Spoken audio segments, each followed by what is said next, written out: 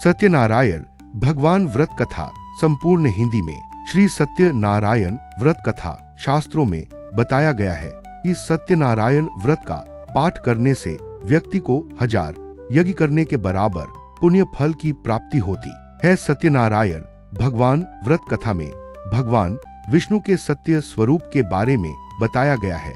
इस व्रत का पाठ करने से घर में सुख समृद्धि का वास होता है और भगवान विष्णु की कृपा बनी रहती है। सत्यनारायण व्रत कथा का पहला अध्याय।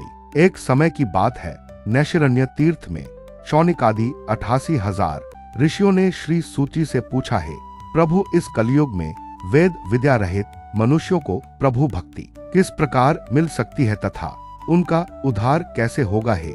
मुनि श्रेष्ठ कोई ऐसा तप बताइए जिससे थोड़े समय में ही पुण्य मिले और मनवांछित फल भी मिल जाए। इस प्रकार की कथा सुनने की हम इच्छा रखते हैं।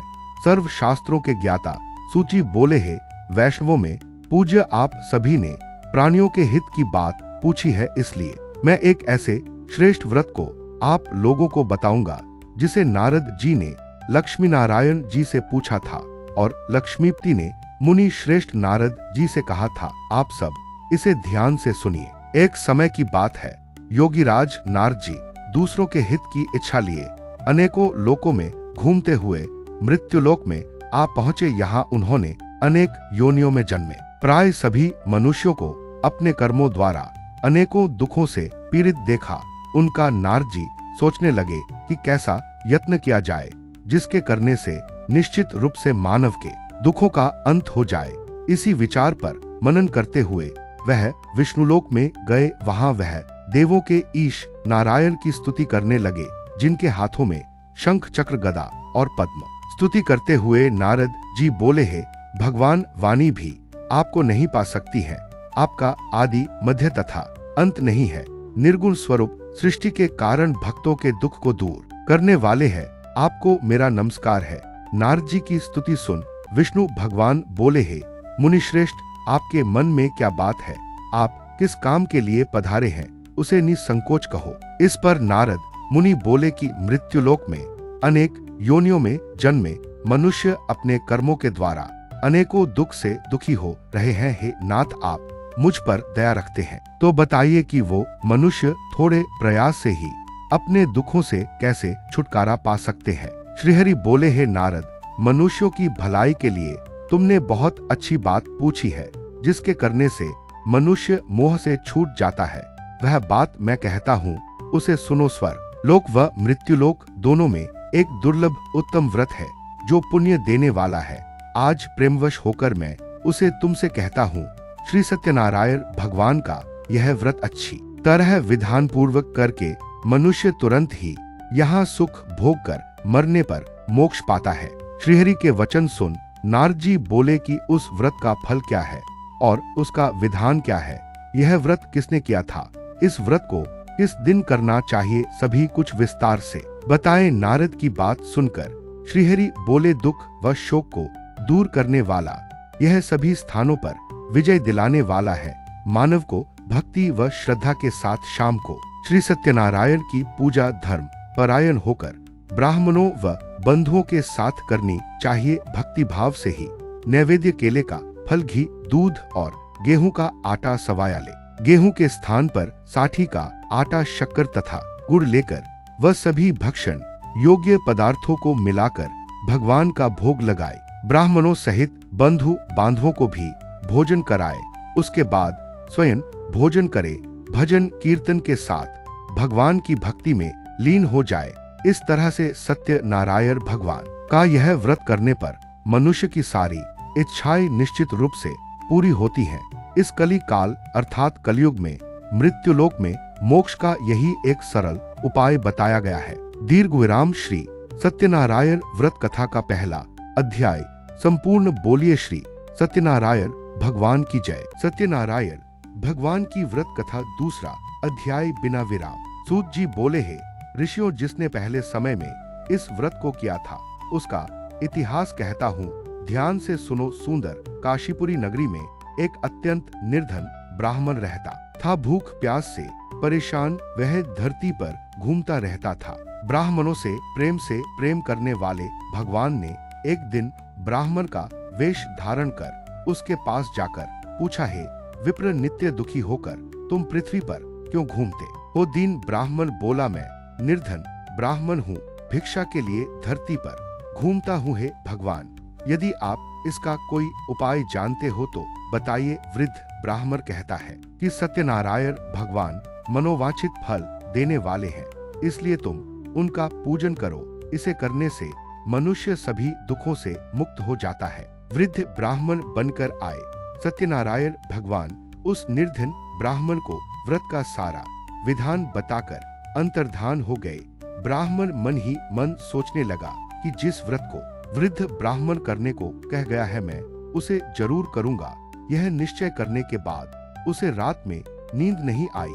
वह सवेरे उठकर सत्यनारायण भगवान के व्रत का निश्चय कर भिक्षा के लिए चला गया। उस दिन निर्धन ब्राह्मण को भिक्षा में बहुत धन मिला, जिससे उसने बंधु बांधवों के साथ मिलकर श्री सत्यनारायण भगवान का व्रत संपन्न किया। भगवान सत्यनारायण का व्रत संपन्न करने के बाद वह निर्धन ब्राह्मण सभी दुखों से छूट गया और अनेक प्रकार की संपत्तियों से युक्त हो गया। उसी समय से यह ब्राह्मण हर माह इस व्रत को करने लगा। इस तरह से सत्यनारायण भगवान के व्रत को जो मनुष्य करेगा वह सभी प्रकार के पापों से छूटकर मोक्ष को प्राप्त होगा। जो मनुष्य इस व्रत को करेगा वह भी सभी दुखों से मुक्त हो जाएगा। सूची बोले कि इस तरह से नारद जी से नारायण जी का कहा हुआ श्री सत्यनारायण व्रत को मैंने तुमसे कहा है। विप्रो, मैं अब और क्या कहूँ? ऋषि बोले, है मुनिवर, संसार में उस विप्र से सुनकर और किस किस ने इस व्रत को किया, हम सब इस बात को सुनना चाहते हैं। इसके लिए हमारे मन में श्रद्धा का भाव है। सूची बोले, है मुनियों, जिसने इस व्रत को किया है वे सब सुनो। एक समय वही विप्र धन व ऐश्वर्य के अनुसार अपने बंधु बांधवों के साथ इस व्रत को करने को तैयार हुआ। उसी समय एक लकड़ी बेचने वाला बूढ़ा आदमी आया और लकड़ियां बाहर रखकर अंदर ब्राह्मण के घर में गया। प्यास से दुखी वह लकड़हारा उनको व्रत करते देख विप्र को नमस्कार कर पूछने लगा कि आप यह क्या कर रहे हैं? तो उन्होंने बताया कि व्रत कर रहा हूँ तथा इसे करने से क्या फल मिलेगा, कृपया मुझे भी बताएं। ब्राह्मण ने कहा कि सब मनोकामनाओं को पूरा करने वाला यह सत्यनारायण भगवान का व्रत है। इनकी कृपा से ही मेरे घर में धन धान्य आदि की वृद्धि हुई है। विप्र से सत्यनारायण व्रत के बारे में जानकर लकड़हारा बहुत प्रसन्न हुआ। चरणामृत लेकर वह प्रसाद खाने के बाद वह अपने घर गया। लकड़हारे ने अपने मन में संकल्प किया कि आज लकड़ी बेचने से जो धन मिलेगा उसी से श्री सत्यनारायण भगवान का उत्तम व्रत करूंगा। मन में इस विचार को ले बूढ़ा आदमी सिर पर लकड़ियां रख उस नगर में बेचने गया जहां धनी लोग ज्यादा रहते थे। उस नगर में उसे अपनी लकड़ियों का दाम पहले से 4 गुना अधिक मिलता है। बूढ़ा प्रसन्नता के साथ दाम लेकर केले, शक्कर, घी, दूध, दही और गेहूं का आटा ले और सत्यनारायण भगवान के व्रत की अन्य सामग्रियां लेकर अपने घर गया। वहां उसने अपने बंधु बांधवों को बुलाकर विधि विधान से सत्यनारायण भगवान का पूजन और व्रत किया। इस व्रत के प्रभाव से वह बूढ़ा लकड़हारा धन पुत्र आदि से युक्त होकर संसार के समस्त सुख भोग अंत काल में बैकुंठ धाम चला गया। श्री सत्यनारायण व्रत कथा का दूसरा अध्याय संपूर्ण। बोलिए श्री सत्यनारायण भगवान की जय। सत्यनारायण भगवान की व्रत कथा तीसरा अध्याय बिना विराम। सूची बोले, है श्रेष्ठ मुनियों, अब आगे की कथा कहता हूँ। पहले समय में उल्कामुख नाम का एक बुद्धिमान राजा था। वह सत्यवक्ता और जितेंद्री था। प्रतिदिन दे स्थानों पर जाता और निर्धनों को धन देकर उनके कष्ट दूर करता था। उसकी पत्नी कमल के समान मुख वाली तथा सती साध्वी थी। भद्रशिला नदी के तट पर उन दोनों ने श्री सत्यनारायण भगवान का व्रत किया। उसी समय साधु नाम का एक वैश्य आया। उसके पास व्यापार करने के लिए बहुत सा धन भी था। राजा को व्रत करते देखकर वह विनय के साथ पूछने लगा, है राजन, भक्तिभाव से पूर्ण होकर आप यह क्या कर रहे हैं? मैं सुनने की इच्छा रखता हूँ तो आप मुझे बताएं। राजा बोला है, साधु अपने बंधु बांधवों के साथ पुत्रादि की प्राप्ति के लिए एक महाशक्तिमान श्री सत्यनारायण भगवान का व्रत व पूजन कर रहा हूँ। राजा के वचन सुन साधु आदर से बोला है, राजन मुझे इस व्रत का सारा विधान कहिए। आपके कथनानुसार मैं भी इस व्रत को करूँगा। मेरी भी संतान नहीं है और इस व्रत को करने से निश्चित रूप से मुझे संतान की प्राप्ति होगी। राजा से व्रत का सारा विधान सुन व्यापार से निवृत्त हो वह अपने घर गया। साधु वैश्य ने अपनी पत्नी को संतान देने वाले इस व्रत का वर्णन कह सुनाया और कहा कि जब मेरी संतान होगी तब मैं इस व्रत को करूंगा। साधु ने इस तरह के वचन अपनी पत्नी लीलावती से कहे। एक दिन लीलावती पति के साथ आनंदित हो सांसारिक धर्म में प्रवृत्त होकर सत्यनारायण भगवान की कृपा से गर्भवती हो गई। 10वें महीने में उसके गर्भ से एक सुंदर कन्या ने जन्म लिया। दिनों दिन वह ऐसे बढ़ने लगी जैसे कि शुक्ल पक्ष का चंद्रमा बढ़ता है। माता पिता ने अपनी कन्या का नाम कलावती रखा। एक दिन लीलावती ने मीठे शब्दों में अपने पति को याद दिलाया कि आपने सत्यनारायण भगवान के जिस व्रत को करने का संकल्प किया था उसे करने का समय आ गया है। आप इस व्रत को करिए। साधु बोला कि हे प्रिय, इस व्रत को मैं उसके विवाह पर करूंगा। इस प्रकार अपनी पत्नी को आश्वासन देकर वह नगर को चला गया। कलावती पिता के घर में रह वृद्धि को प्राप्त हो गई। साधु ने एक बार नगर में अपनी कन्या को सखियों के साथ देखा तो तुरंत ही दूत को बुलाया और कहा कि मेरी कन्या के योग्य वर देखकर आओ। साधु की बात सुनकर दूर कंचन नगर में पहुंचा और वहां देखभाल कर लड़की के सुयोग्य वानिक पुत्र को ले आया। सुयोग्य लड़के को देख साधु ने बंधु बांधवों को बुलाकर अपनी पुत्री का विवाह कर दिया। लेकिन दुर्भाग्य की बात ये कि साधु ने अभी भी श्री सत्यनारायण भगवान का व्रत नहीं किया। इस पर श्री भगवान क्रोधित हो गए और श्राप दिया कि साधु को अत्यधिक दुख मिले। अपने कार्य में कुशल साधु बनिया जमाई को लेकर समुद्र के पास स्थित होकर रत्नासारपुर नगर में गया। वहां जाकर दामाद ससुर दोनों मिलकर चंद्रकेतु राजा के नगर में व्यापार करने लगे। एक दिन भगवान सत्यनारायण की माया से एक चोर राजा का धन चुराकर भाग रहा था। उसने राजा के सिपाहियों को अपना पीछा करते देख चुराया हुआ धन वहां रख दिया जहां साधु अपने जमाई के साथ ठहरा हुआ था। राजा के सिपाहियों ने साधु वैश्य के पास राजा का धन पड़ा देखा तो वह ससुर जमाई दोनों को बांधकर प्रसन्नता से राजा के पास ले गए और कहा कि उन दोनों चोरों हम पकड़ लाए हैं, आप आगे की कार्यवाही की आज्ञा दे। राजा की आज्ञा से उन दोनों को कठिन कारावास में डाल दिया गया और उनका सारा धन भी उनसे छीन लिया गया। श्री सत्यनारायण भगवान के श्राप से साधु की पत्नी भी बहुत दुखी हुई। घर में जो धन रखा था उसे चोर चुरा ले गए। शारीरिक तथा मानसिक पीड़ा व भूख प्यास से अति दुखी हो अन्न की चिंता में कलावती के ब्राह्मण के घर गई। वहां उसने श्री सत्यनारायण भगवान का व्रत होते देखा। फिर कथा भी सुनी। वह प्रसाद ग्रहण कर रात को घर वापस आई। माता ने कलावती से पूछा कि हे पुत्री, अब तक तुम कहाँ थी? तेरे मन में क्या है? कलावती ने अपनी माता से कहा, हे माता, मैंने एक ब्राह्मण के घर में श्री सत्यनारायण भगवान का व्रत देखा है। कन्या के वचन सुन लीलावती भगवान के पूजन की तैयारी करने लगी। लीलावती ने परिवार व बंधुओं सहित सत्यनारायण भगवान का पूजन किया और उनसे वर मांगा कि मेरे पति तथा जमाई शीघ्र घर आ जाएं। साथ ही यह भी प्रार्थना की कि हम सबका अपराध क्षमा करे। श्री सत्यनारायण भगवान इस व्रत से संतुष्ट हो गए और राजा चंद्रकेतु को सपने में दर्शन दे कहा कि हे राजन, तुम उन दोनों वैश्यों को छोड़ दो और तुमने उनका जो धन लिया है उसे वापस कर दो। अगर ऐसा नहीं किया तो मैं तुम्हारा धन, राज्य व संतान सभी को नष्ट कर दूंगा। राजा को यह सब कहकर वह अंतर्धान हो गए। प्रातःकाल सभा में राजा ने अपना सपना सुनाया। फिर बोले कि वनिक पुत्रों को कैद से मुक्त कर सभा में लाओ। दोनों ने आते ही राजा को प्रणाम किया। राजा मीठी वाणी में बोला है, महानुभावों, भाग्यवश ऐसा कठिन दुख तुम्हें प्राप्त हुआ है, लेकिन अब तुम्हें कोई भय नहीं है। ऐसा कह राजा ने उन दोनों को नए वस्त्राभूषण भी पहनाए और जितना धन उनका लिया था उससे दुगुना धन वापस कर दिया।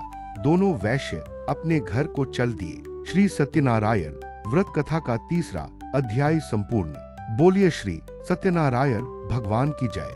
सत्यनारायण भगवान की व्रत कथा 4था अध्याय बिना विराम। सूची बोले, वैश्य ने मंगलाचार कर अपनी यात्रा आरंभ की और अपने नगर की ओर चल दिए। उनके थोड़ी दूर जाने पर एक दंडी वेशधारी श्री सत्यनारायण ने उनसे पूछा है, साधु तेरी नाव में क्या है? अभिमानी वणिक हंसता हुआ बोला है, दंडी आप क्यों पूछते हो, क्या धन लेने की इच्छा है? मेरी नाव में तो बेल व पत्ते भरे हुए हैं। वैश्य के कठोर वचन सुन भगवान बोले, तुम्हारा वचन सत्य हो। दंडी ऐसे वचन कह वहां से दूर चले गए। कुछ दूर जाकर समुद्र के किनारे बैठ गए। दंडी के जाने के बाद साधु वैश्य ने नित्य क्रिया के पश्चात नाव को ऊंची उठते देखकर अचंभा माना और नाव में बेल पत्ते आदि देख वह मूर्छित हो जमीन पर गिर पड़ा।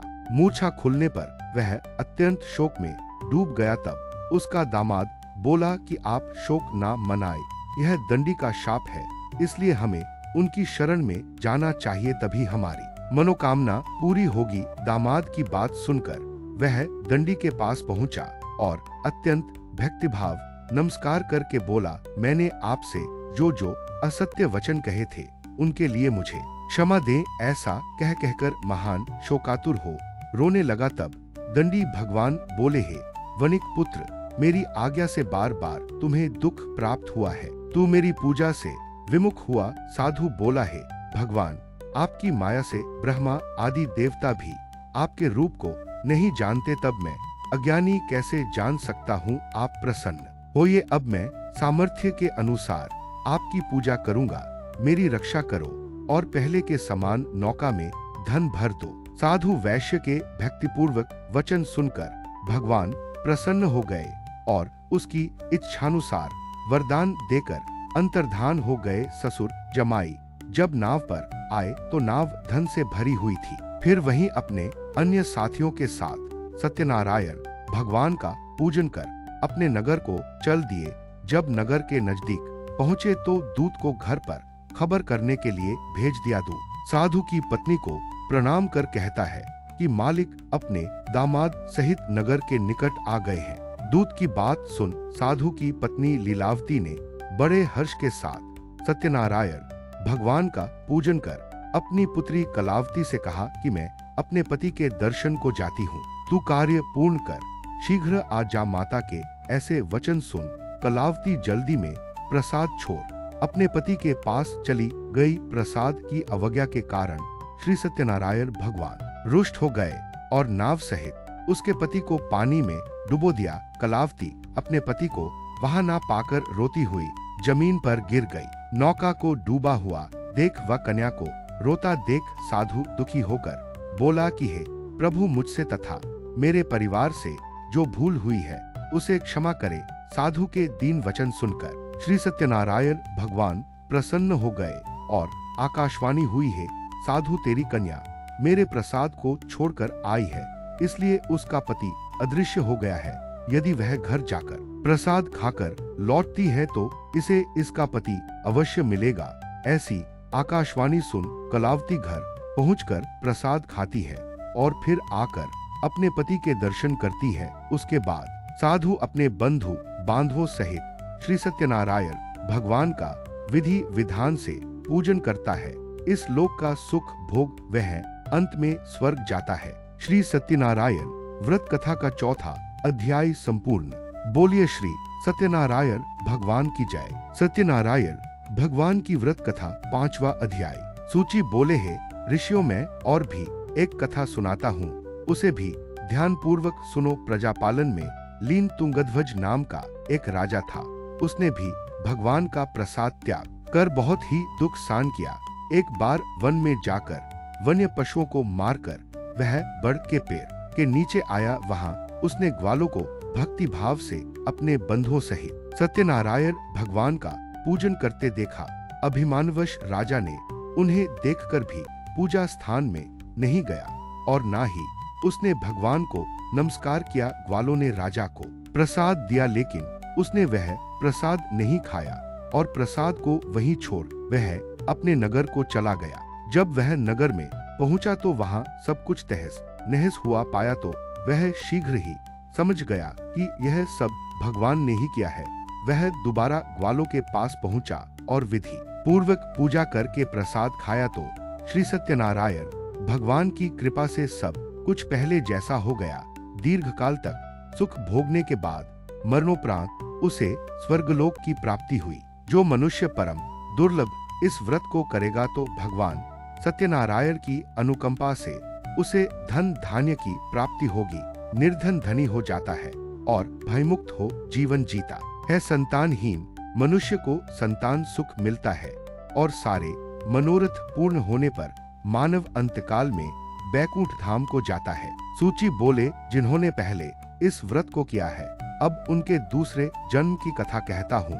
वृद्ध शतानंद ब्राह्मण ने सुदामा का जन्म लेकर मोक्ष की प्राप्ति की। लकड़हारे ने अगले जन्म में निषाद बनकर मोक्ष प्राप्त किया। उल्कामुख नाम का राजा दशरथ होकर बैकुंठ को गए। साधु नाम के वैश्य ने मोरध्वज बनकर अपने पुत्र को आरे से चीरकर मोक्ष पाया। महाराज तुंगध्वज ने स्वयंभू होकर भगवान में भक्तियुक्त हो कर्म कर मोक्ष पाया। श्री सत्यनारायण व्रत कथा का 5वां व अंतिम अध्याय संपूर्ण बोलिए। श्री सत्यनारायण भगवान की जय।